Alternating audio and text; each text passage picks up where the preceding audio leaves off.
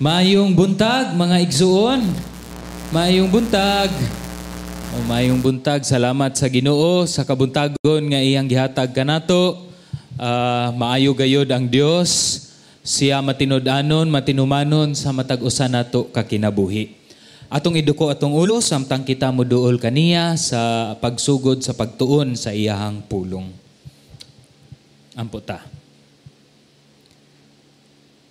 Ginoong Dios, amo ang gihangyo o Lord nga ikaw mosusi sa matag-usana mo kakasing-kasing, huna-huna, ug tanan aspeto o Dios sa amo ang kinabuhi. Kuhaa o Dios ang mga butang nga dili makapahimuot kanimo. Tagai kami og kasing-kasing nga masinugtanon sa imuhang pulong ug mahinulsulon o Dios sa mga butang nga dili makapahimuot kanimo. Sa pagpaubos o Dios kami nagaduol kay kami aduna gihapoy mga butang nga naa sa among kasing-kasing nga wala gayod nakapahimuot kanimo ug nagaampo mi o Dios nga pinaagi sa imong grasya ug kaluoy imuha kaming ibalik diha sa imuhang kabubuton ug presensya. Pinaagi kang Ginoong Jesus, aron kami o Dios, padayon nga magkinabuhi alang sa imuhang himaya. Tagai kami og kaalam nga nagagikan sa balaang Espiritu, samtang kami magtuon sa imong pulong, sa ngalan ni Jesus, kami nagaampok. Amen og amen. Sa makausapa, maayong buntag kanatong tanan og kita karon padayon sa paghisgot kabahin sa pulong sa Ginoo, dili ang Treasuring Christ, kundili sa libro sa Efeso, Kapitulo 5, palihog abli ang inyong Biblia, sa pulong sa pulong ni Pablo or pulong sa Dios sa Efeso, Kapitulo 5, versikulo 1 hantod sa 2. 1 hantod sa 2. Ang ato ang pagtuon sa pulong sa Ginoo magatuyok-tuyok niining duha ka bersikulo kay importante kini siya mga igsuon kay mao kini ang pundasyon sa tanan nga mga praktikal nga mga pagtudlo ni Pablo ilabi na sa musunod nga mga bersikulo kay kining dapita mga praktikal na gyud ni nga mga pagtudlo ni Pablo. Apan dili ta gusto nga atoa siyang diretsoon og pagbuhat kining praktikal nga mga butang nga wala gipasikaran or wala nakaangkla sa pundasyon nga naa sa bersikulo 1 ug bersikulo 2. Ato ang basahon taod-taod kining duha ka bersikulo pero kadtong mga miaging tuig, ilabi na gyud sa pagsugod sa pandemya, kami nga pamilya, nag-decide mi nga magkuha og duha ka pets. No? Kanang usa ka iro og usa pod ka iring. Ako, dili gyud kaayo, pwede ra ko og naa, pwede ra pod ko og wala. No? Pero ang mga bata og si Bonbon, murag ilahang desire nga naapod kay siguro namingawan na kay naara pirmi sa balay no gasigi og istambay niya maumaora sigurong nawunga may pod og naapoy gukdon nga iro og iring so mao nang nag-decide mi pero usa sa naabot gyud sa akong hunahuna kay dili ingon ana kasayon no mao gyud nay naa pirminti sa akong hunahuna before mo ambak og mga responsibilidad nga dagko or bisan ginagmay nga mga desisyon nga buhaton, I always think of unsa man dayon ang ako ang responsibilidad as a result of having that nga decision sa pamilya. Whether it's having a pet or whether it's mupalit og bike or unsa ba, it always entails a responsibility, dili ba? No?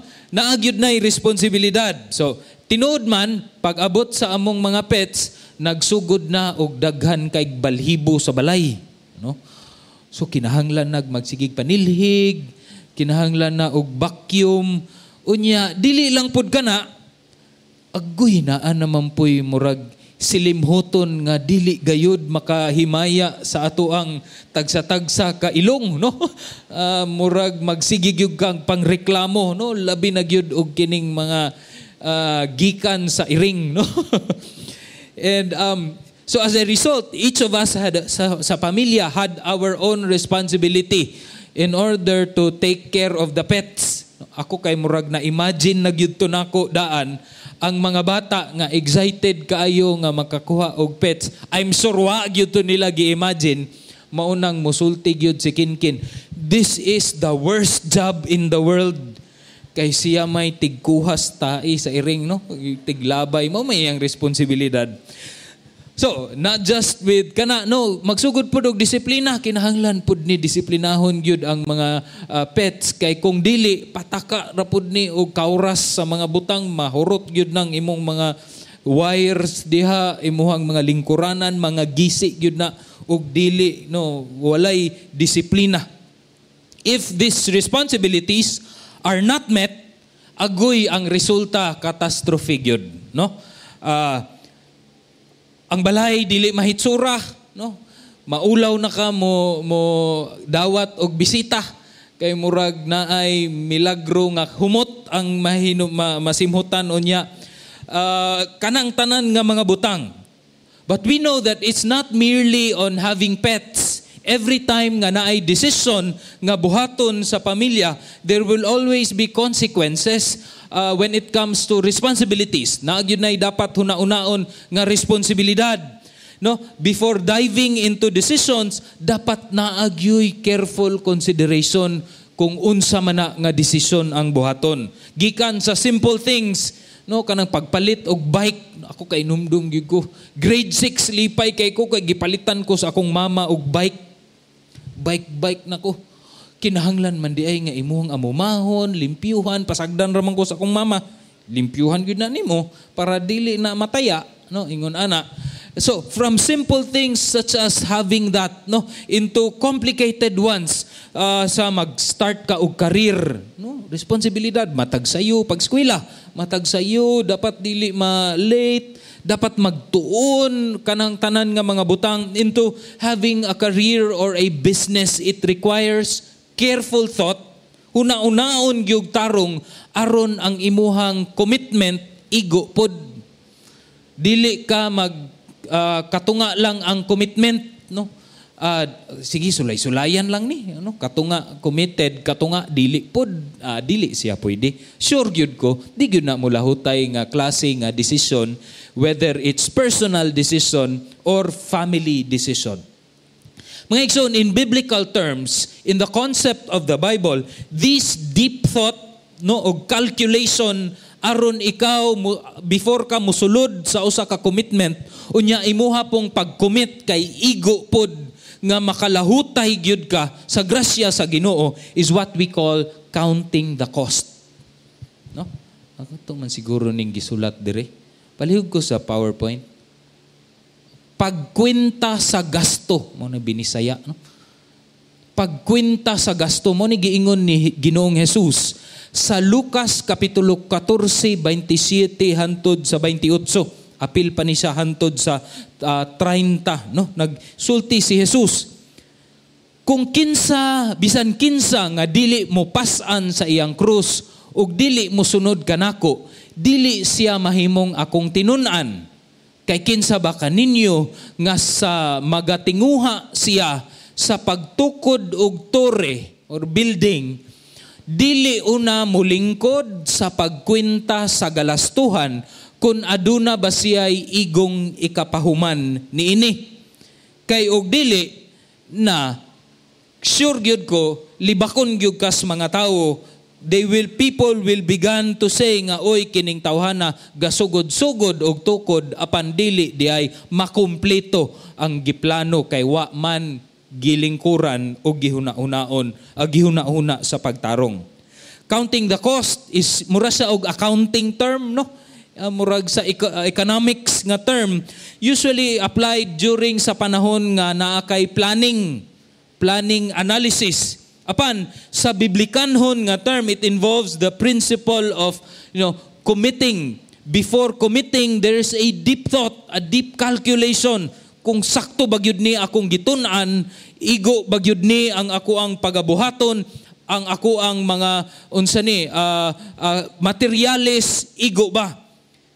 With the richness that God in His grace give to those who follow Him, aduna manggoy gusto ang Dios, nagtawag man ang Dios of full commitment, loyalty, and faithfulness to Him.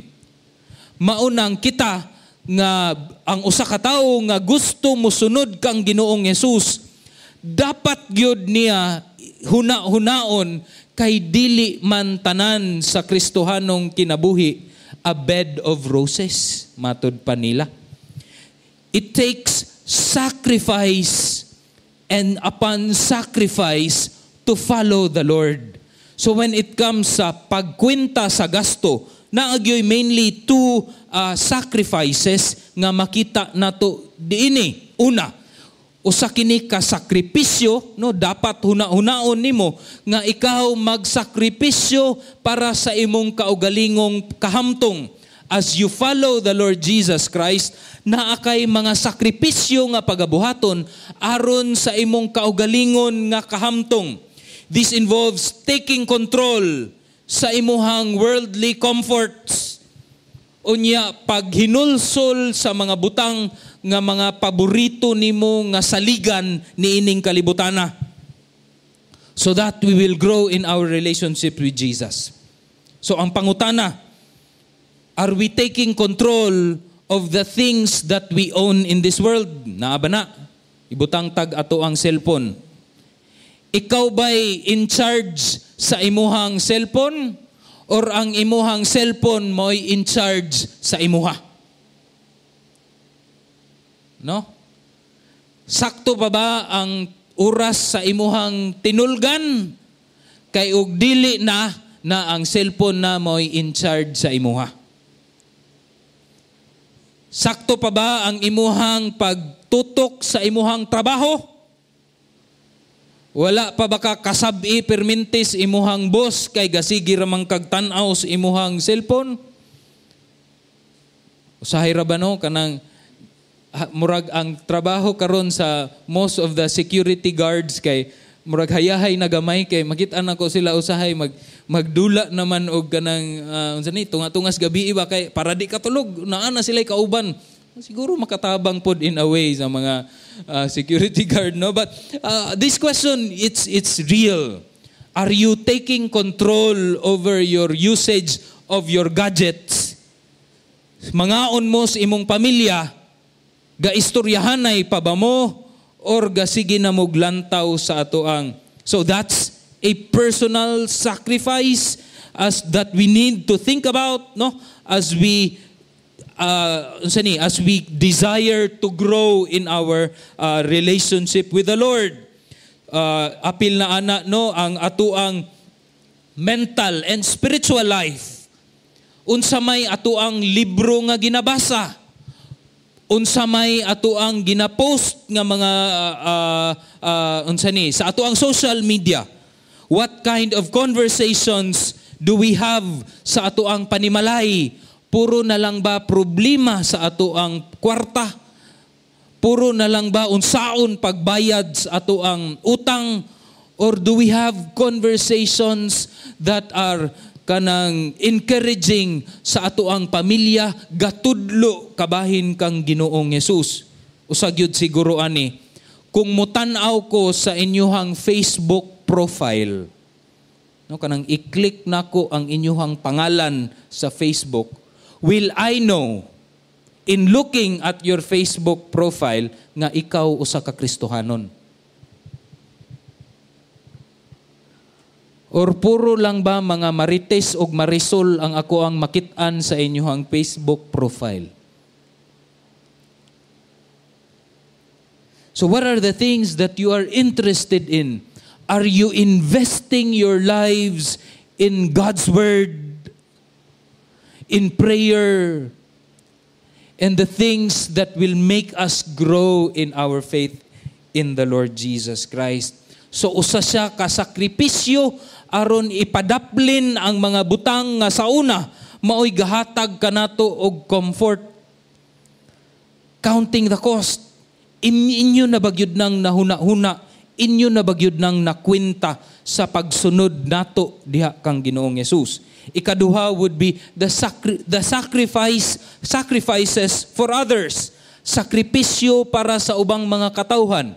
Inyo na bang na-calculate sa inyong huna-huna? Inyo na bang gikwenta nga pagsulod nako sa pagsunod diha kang Ginoong Hesus, it also affects my relationship with other people. It's not merely taking over ang ato ang personal comforts, but it is also showing love to other people. Sa pagdawat ninyo, permiro, no? Pagdawat nato sa ato ang kinsinas o ato ang sweldo, unsay unag yudayon nga moabot sa atong huna-una? Is it in the area of loving God and loving others? Or more tanan gyud kay akua, unsa gyud ning akua ani, no? Naa ba kay budget for your wider group? Kung kita nga naay gasulat gyud og budgeting, is part of your budgeting discipleship, becoming a blessing to other people. So these are the sacrifices nga huna-unaon og kwintahon sa usa ka tawo nga mosunod diha kang Ginoong Hesus, nga bisan sa daghan og mga pagsulay og pagpanglutos niining kalibutana, dili nako mawindang kay Lord sugod palangdaan. Pinaagi sa grasyas balaang spirito, gikwinta naman ni Lord, musunod naman gyud ko kanimo.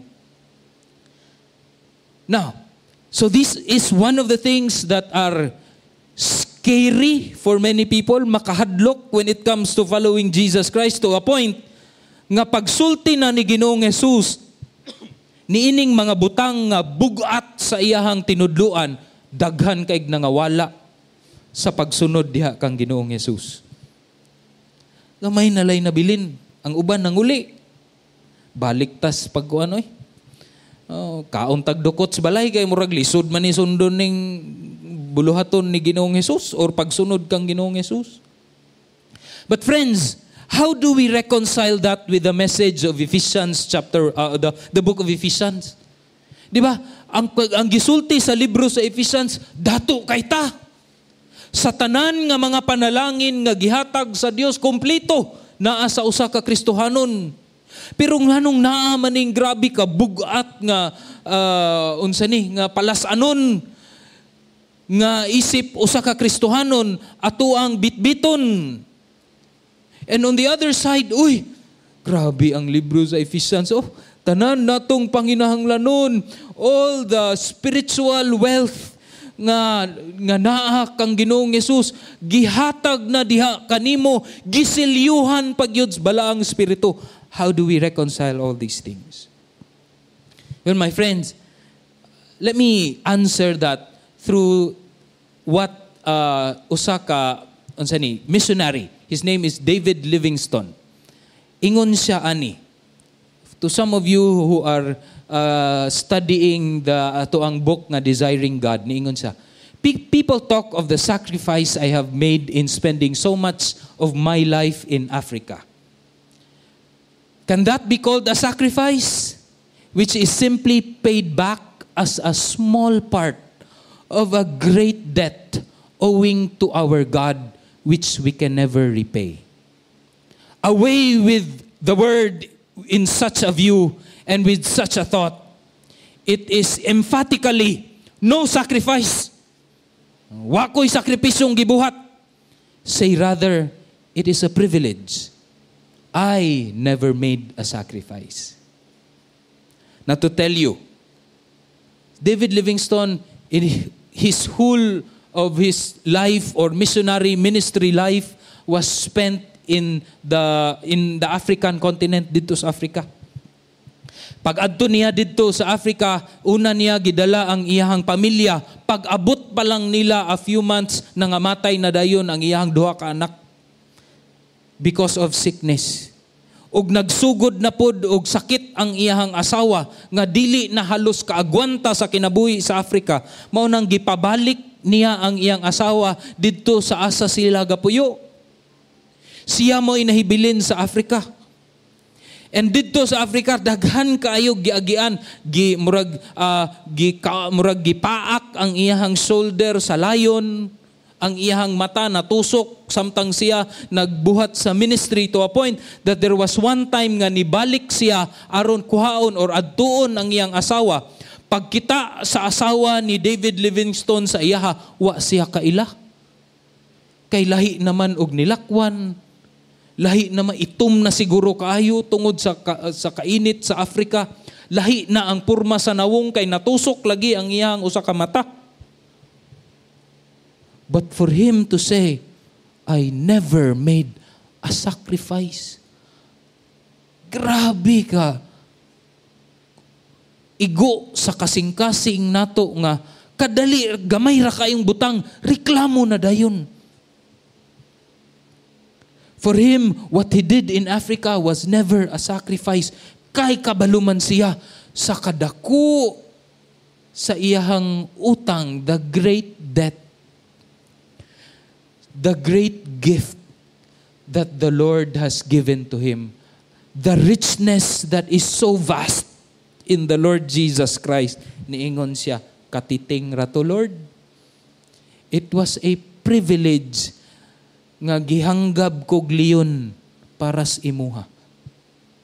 It was a privilege nga natusok akong mata para sa pagserbisyo kanimo. What a great story. What a great encouragement for us in looking at our ministry lives sa ato ang pagserbisyo diha sa Ginoo. And it was Paul who said this, nga kanang mga pagsulay og mga paglutos nga atong giagian dinhi sa kalibutan, it could never compare to the glory that is before us. Nga giandam diha kang Ginoong Jesus nga ipadayag unya kanato labi na sa iyahang pagbalik.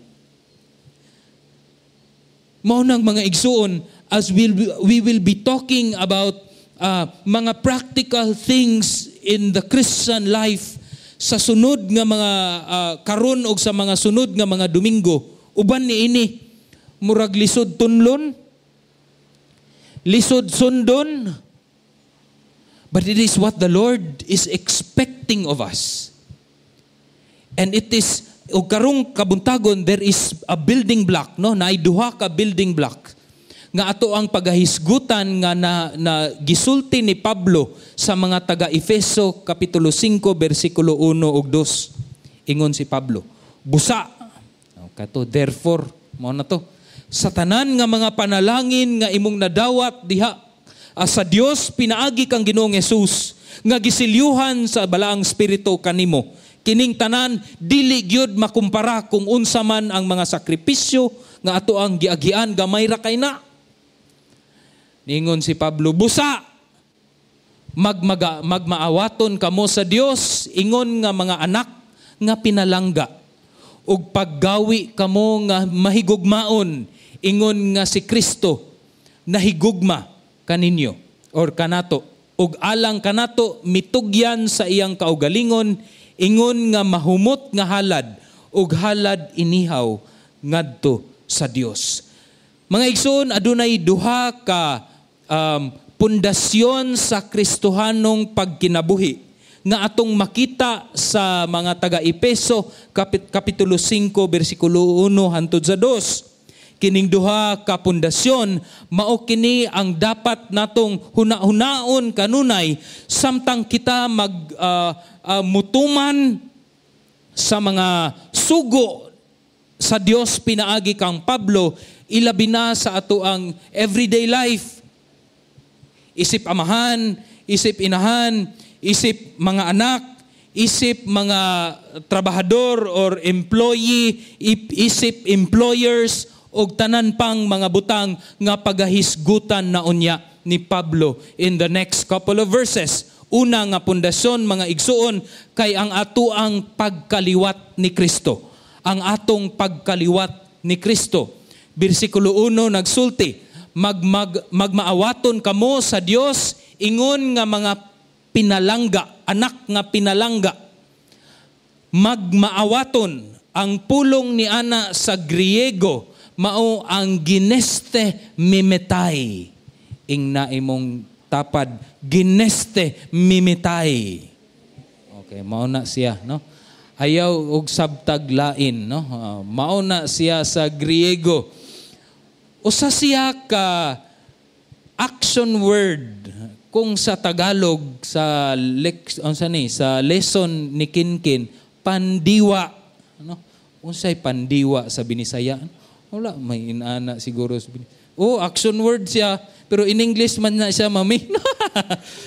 But it's a verb. Pero passive.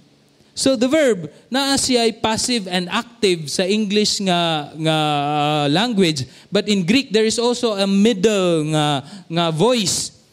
So ang active nga voice sa passive is ikaw maoy gabuhat sa aksyon. Pero ang passive nga voice kay ikaw maoy receiver of the action. So naay tao lugar nga gisumbag ka, o ikaw to ang passive. Kadawat kas kumo sa laing tawo. Kung ikaw mo'y nanumbag, mo na ikaw active. But here in this kaning magmaawaton or be imitators, it's not something that we do. It's something that is being done to us. So maunang kanang mo imitate, kita man gyud nay mubuhat mo tan-aw kas lihok sa tao unya lihokon dai nimo, no? Labi nang kaning kusog kay mag-TikTok sa ato diha kinsa ba na be, no? Sunod-sunod man ta, no? Gina-imitate man nato nang sayaw-sayaw sa ubang mga kuan ang uban ra ba kay di gyud mahitsura, no? Undang na mo anang pag-TikTok be palihog. Usahay di gyud mahitsura. But it's something that we do. But for this pagsulti ni Pablo, it's something that you become. Ikaw mahimong ingon ana. Maunang, if you remember, couple of months ago, ang imitators or be imitators ay proposed nga mas tsada siya, mas maayo siya kung atua siyang ibutang sa atong una-una, isip kadtong pulong nga liwat. No? Naliwat ta. Kay dili man na nga something nga ato ang trabahuan aron mahimotang ingon ana. Maura gyud na tungod kay imuhang parente ingon ana, maong ingon ana pud ka. Mao bitaw nang natay mga silingan nga mga marites kayo, mo na maingon sila nga oy naingon ana gyud na siya. Kay iyang mama ingon ana man pud. Di ba? Dili ikaw maningkamot nga mahimo kang ingon ana, mo resulta gyud kang ingon ana. Tungod kay naliwat man ka. Og kadto pong kanang ikaw maka first honor, di ba? Sa pag-eskwela, mo mag-away pud dayon imong mama magpapa. Liwat na siya sa kuha. Ana pud ang imong dili oy liwat na sa kuha kay bisag di na magtuon mo first honor gyud na. Bright na. When we were children of darkness, mga igsuon, liwat tas demonyo. Tanan natong gawi, tanan natong panghuna-una, tanan natong sinultian, sama na ni Satanas ug iyang mga demonyo nga dili gyud makapahimuot sa Dios. Ni isa ni ana, wala gyud. So tanan natong bisag unsag buhaton, di gyud na siya murag abi nato nga buutan. Kanang wala pa ka diha sa Dios unya mingon kag musimba ko. May na lang makiskisan ang ako ang mawala gamay ang akong sungay. Di gyud intaw na makahimuot sa Ginoo, mga igsuon. Because we were children of darkness. Mo nay ingon sa libro sa Epeso. Apan tungod sa grasya sa Dios, pinaagi kang Ginoong Yesus nga kita miduol kaniya naghinulsol sa atong mga sala ug misalig kang Ginoong Yesus. gibalhin ta gikan sa kangitngit, dinhi na sa kahayag, gikan sa isip anak sa kangitngit, kita karon nahimong anak sa Dios. Ug kita nabalhin pod ang pagkaliwat. Nahimutang liwat ni Ginoong Hesus.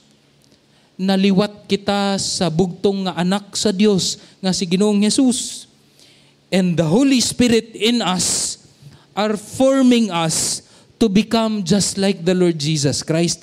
Maunang dili gyud ko motuo nga kanang usa ka tinuod nga Kristohanon dili mausob ang kinabuhi, di gyud na pwede. Kay whether imong kanang bisan og dili paningkamutan, ang balaang espiritu may galihok sa imong kaugalingon, sa imong kinabuhi, nga mahimo gyud kang hinay-hinay man hulagway ni Ginoong Hesus. It's not something that we do, but it's something that is being done to us by the Holy Spirit. Kana lagi kung tininuod pod ang ato ang pagtuo ug pagsalig kang Ginoong Hesus. Kaysa yun raman lagi pikion sa atong baba nga kita Kristohanon. Musangpit lang kag adlaw, year 19 koan, didto nako gidawat si Jesus. Pero og dili gani ka mahimong hinay-hinay maliwat kang Ginoong Hesus, duda gyud ko ana. Duda gyud ko. Pero mga igsoon, bisan kita naa na diha sa kaliwat ni Ginoong Hesus, kaliwat sa Dios, naaman gihapon nga gisulti si Pablo sa Galacia, no, kaning issue of flesh nga naapay unod kanato ganahan kay ko ni Reverend 14 before nga niingon siya nga kana bitawng tuba, no, kanang mo kat kag mga piloto sa tuba dito sa kahoy, naaman na sila'y sugong, no, nga didto gatulo ang sani suka unya, tuba niya mahimong suka. Simuta ba na? Lami kay na siya og baho. Bisan pa og gilimpyuhan na nimo, bisag unsa pa ng mga unsa man na dishwashing liquid og dishwashing paste nga imong isuksok diha og iuyog og limpyo. Igsimhot nimo ana, naagyud gihapon nagbaho. Kay tungod naa pamantas ato ang fleshly nga lawas. We will always have this struggle with the flesh. Kay tungod naa paman ang ato ang flesh nga gapuyo pamanta niining ato ang fleshly nga lawas. That's why Paul asks us to walk in the Spirit and not walk in the flesh. Kabalo mo mga igsoon, dili lang biya kining mga negatibo nato nga ginalihukan. Kanang murag panlantaw bitaw nato nga murag negatibo nga mao kana ang fleshly nga linihukan. Mao tong gimension ni Pastor Derek Parfan katong miaging Domingo nga naay mga sala nga ginatawag natog respectable. Kabalo mo og unsa gyud na? Pride. Mugawas gyud na sa atong baba ba? Proud kay ko sa akong pamilya. Proud kay ko sa ako ang nabatunan sa kinabuhi. Respectable sin. Tungod gyud ni sa akong kinabuhi nga niasinso ko. Katong uban asinso ka ra gyud. Ako kay tungod na ningkamot ko asinso. Unya moadtog Domingo simbahan, no? Praise the Lord. So these are important things that we need to understand. Kay naay mga gawi nato nga sa pag-imitate or pagkaliwat nato kang Ginoong Hesus kung pinugos na siya nga ato ang linihukan na ato ang gisaligan, mga igsuon, palpak yun na.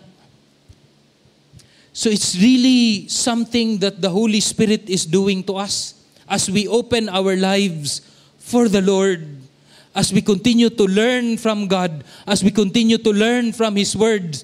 It's the Holy Spirit who is changing us to become more like the Lord Jesus Christ. Kay kung kita naatay participation niini, somehow because of the flesh, we make a mess out of things. Always gyud na. We also see this. Naapoy uban mga tao, no? Nga, bright kaayo sa pulong. Pero diri rataman. Mahimo gihapong hambugiro. Mahimo gihapon og tikalon matud pa nila. Kay ang kinabuhi dili man uyon sa iyahang nahibaluan sa pulong sa Ginoo. And I'm praying that we as Gcafers, we will not be like that. Nga lahi ang nasabtan, lahi pod ang kinabuhi. Mao nay gisulti ni Jesus, woe to you, hypocrites! Because the things that we must know from God's Word should be at the same time our lives. Mauna siya ang kinabuhi nga gigiyahan sa balaang spirito. Dili kinabuhi nga gapaning kamot alang sa atong kaugalingon nga pagka Dios nun kunuhay. Because we could never do this by ourselves. Grasya gihapon sa Ginoo mga igsuon, gakinahanglan tas grasya sa Ginoo bisan nahuman na ang atoang pagkatao pag-usab. Bisan ang atong kaluwasan na angkon na ni Ginoong Hesus sa atoang kinabuhi pang-adlaw-adlaw isip Kristohanon, grasya gihapon ang atoang gikinahanglan. Now the Apostle Paul also tells us kanang interesting kaayo mga igsuon. Kay sa 1 Corinthians 4:16, niingon man pud si Paul nga, or sa 1 Corinthians 11:1 at the same time, niingon siya nga, be imitators of me. No? Iliwat pod imong kaugalingon sa ako, iliwat imong kaugalingon sa mga apostoles. Ingon si Pablo sa 1 Thessalonians 1:6, iliwat imong kaugalingon kang Ginoong Hesus. Unsa bagyod ni Pablo? Kinsa bagyod? Iliwat sa Dios, iliwat kang Ginoong Hesus, or iliwat sa imuha, kang Pablo ug mga apostoles. Kining tanan mga igsuon, the same ra ang pasabot ni Pablo niini. Nga samtang si Pablo nahimong liwat kang Ginoong Hesus, it's the same thing nga magpaliwat kita kang Pablo, kay si Pablo naga-travel man pod or naga-journey pod sa kining ginatawag nato nga sanctification. Ultimately, kitang mga Kristohanon, liwat kita sa usag-usa. Kay kitang tanan, we are on the journey of sanctification nga maliwat kita ultimately kang Ginoong Hesus. Unya, kini sa taga-Efeso 5:1, it tells us nga ang pulong gyud nga gisulti, magmaawaton kamo sa Dios. We see here the equality of Jesus Christ and the Father. Nga musulti gani si Pablo nga iliwat imong kaugalingon kang Ginoong Hesus. It's the same thing nga iliwat ang imong magmaawaton kamo diha sa Dios, because Christ and God is in essence equal. Usa lang sila, niingon si Jesus, I and my Father are one. As we are imitating Christ, we are imitating God as well. So mga igsuon, magmaawaton, magmaliwat kita diha sa Dios, pinaagi kang Ginoong Hesus. Ampo ta, kay di man nato kaya. We cannot do this by our own selves.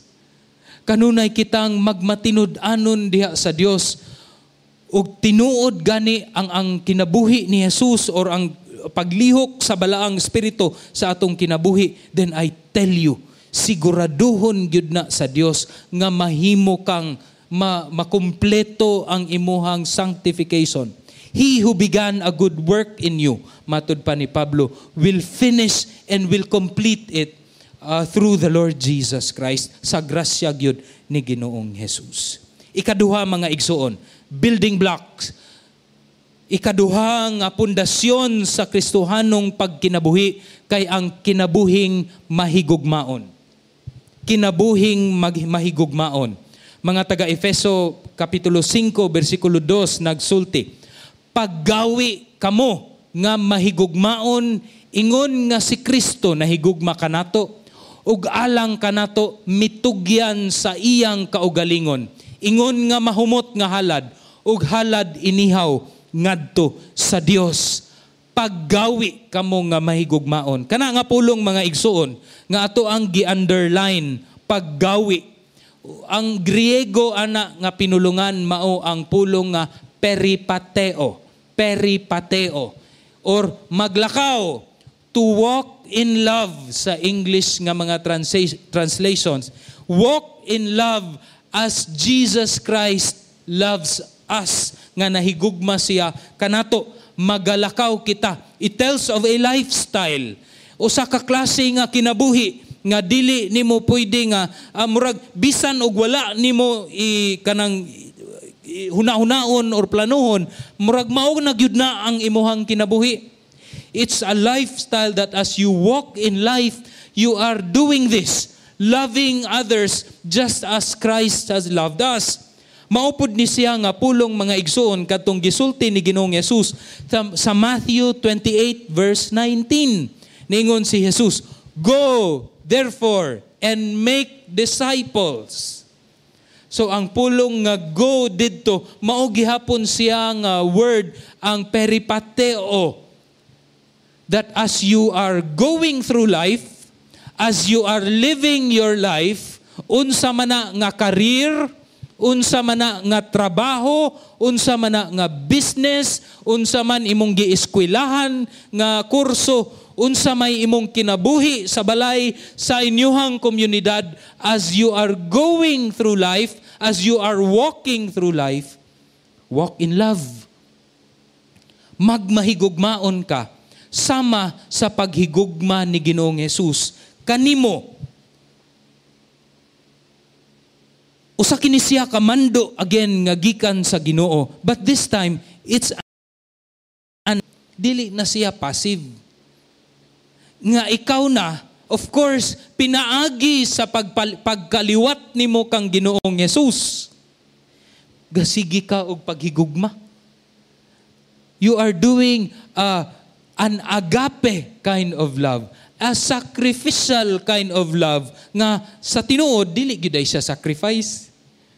Tungod sa kadato sa Dios, tungod sa tanang blessing nga imong nadawat gikan sa Ginoo, dili gyud ay siya sacrifice. Pero it's a sacrificial kind of love kay sa karon tungod kay mabati pod nato ang atoang pagkatawhanon, bugat biya pod, no? Labi na og wala na gyud ka. Gamay na lang unya imo pag yung itabang sa mas nagkinahanglan. But then if you realize once again kung unsa kita ka blessed, unsa kita ka dato, our richness as a church and as individuals in the Lord Jesus Christ, maingon gyud ta, we have not made a sacrifice. Na unsaon man ni? Unsaon maning paglakaw sa gugma? Okay, kabalo man ta kining pulong nga gugma. Mao ni sa ang most abused nga word. Pwede man mulingi kas imong tupad maingkag, oh, I love your shoes. No? Bisag shoes kay I love na, no? Most abused word in the whole world, love. To a point nga di na ta kabalo og unsa gyud ni meaning. Hatag kog papel sa matag usa kanato. What is love? Sure gyud ko kadawat kog love is like bubble gum, no? Kadawat siguro gyud kog ingon ana. But in Ephesians 5:29, ambak ko gamay, we will talk more of this in the coming days. Naa siya'y sort of definition si Pablo nga gisulti when it comes to love. Episo, mga taga-Episo, Kapitulo 5, versikulo 29. Ningon si Pablo, dili ba ikaw nahigugma pud ka sa imong lawas? Kung ikaw nahigugma sa imong lawas, imo maning amumahon, imo mang pakanon, ug imo mang alimahon. So two words here, pag-amuma ug pag-alima. Mga taga-Episo 5:29. Again, ang Griego niini, ektrefo ug talfo. Ayog nganli inyong anak ug ingon ani ha, kay murag ektrefo ug talfo. Mao na siya ang duha ka pulong that somehow gives a definition of what love is. Unsa maning ektrefo or pag-amuma? Usa kini siya nga usa ka paghatag, pag-provide aron nga ang tawo nga imuhang giamuma muhamtong. It's like to nourish. I-provide nimo aron mahamtong. Pariho kini sa Lucas 2 kapitulo 52 nga si Jesus mitubo, mao ni siya ang klase sa pag-nourish, mitubo sa kaalam, sa stature, no, health, gidakon ug sa kahimuot kaniya sa Dios ug sa tawo. So in other words, when you love someone, kung magpakita ka og pag-amuma or ektrefo, it actually involves the holistic aspect of that person.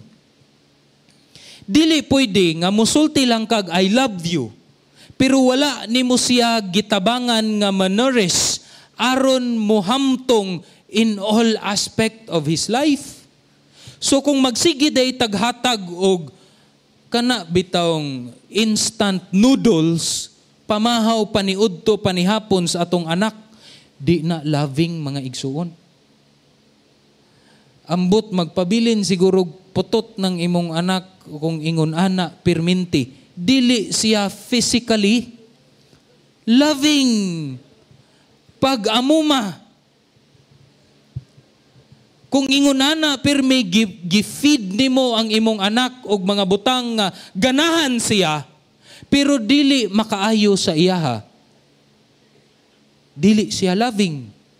Maunang mga parents, physically, you feed your children vegetables. That's the loving way of pag-amuma.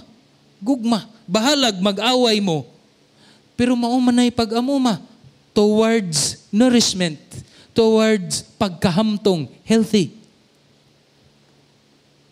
Again, balik na pud ta cellphone, balik na pud ta tablet. Unsa may gihimo nimong yayas imong anak? Mental. Are we nourishing them with God's word? Are we teaching them to read good books? Are we helping them mentally? Kay kung wala, dili gyud ay tininuod ng imong gugmas imong anak or kinsa man na.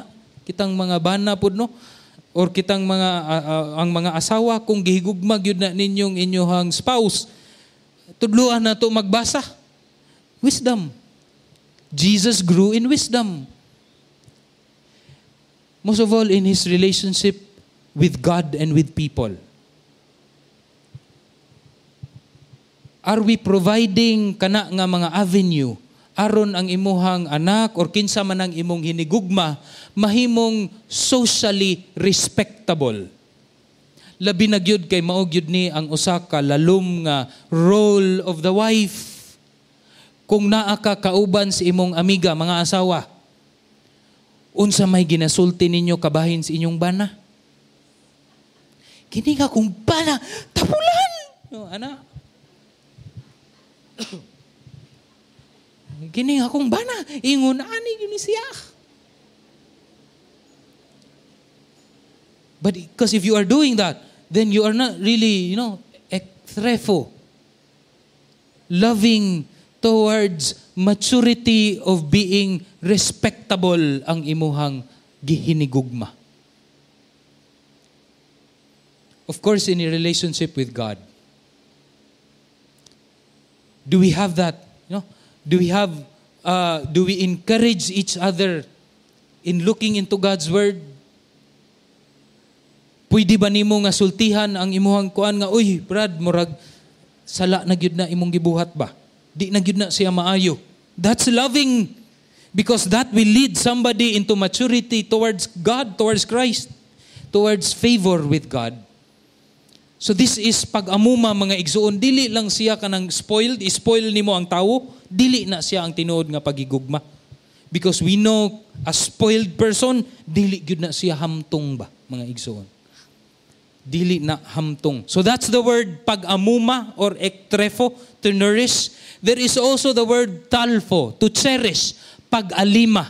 Mao na kanay paghatag og kaharuhay og kahapsay aron mo resulta sa seguridad or tungod kay siya adunay security, seguridad nakabati siya kaharuhay o kahapsay. Maupod kini ang gisulti bitaw sa mga taga Tesalonica 2:7. Apan nagmalulot kami diha sa taliwala kaninyo ingon sa iwa, a nursing mother nga nagaalima sa iyang kaugalingong mga anak.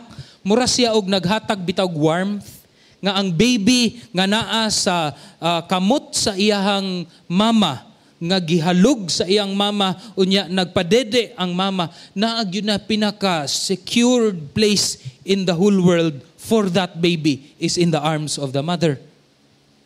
So it talks about protection, providing protection, security sa mga butang nga makadaot sa imong hinigugma. Whether external attacks or internal nga mga attacks, imuhang proteksyonan, imuhang alimahon ang imong hinigugma aron dili siya mapildi o dili siya mo malaglag sa unsa manang pag-atake kaniya. So from all things, so whether it's an attack physically, imuhang magyud ang proteksyonan. Kung naay kawatan, naay hold up, una gyud nimo is proteksyonan nimo ang imong hinigugma, labi na ang mga bata. Pwede pod protection gikan again sa social media. Do you do that at home?